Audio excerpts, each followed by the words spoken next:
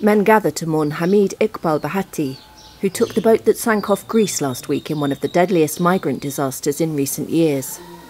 He's missing and presumed dead.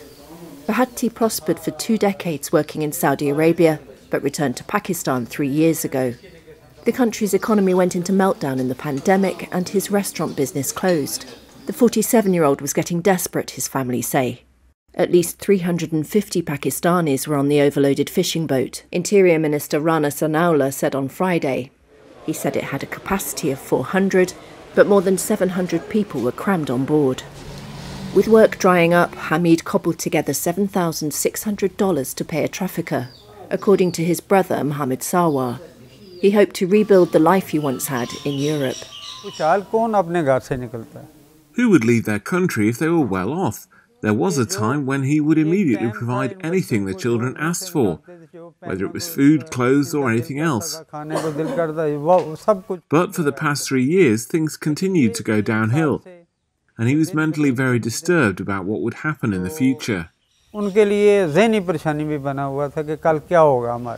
Pakistan is a top exporter of labour, and remittances have helped keep the country afloat. Legal opportunities are limited and many resort to agents and take the irregular route to Europe, known locally as donkey.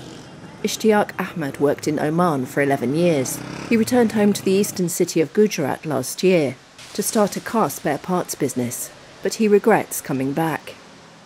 I would advise the new generations never to go abroad in search of employment through the mule process. If you have to go, do it legally. If you go through the donkey route, there is a 90 to 95% chance of you dying on the way. So go through legal processes.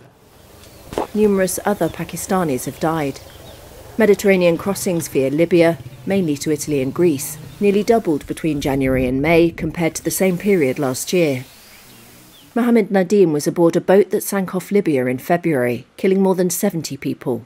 He had 3 children and also supported his sister and mother. But soaring inflation, now at a record 38%, had slashed the modest wages he earned as a furniture salesman. The family's situation had become precarious, says his mother, Kosar Bibi.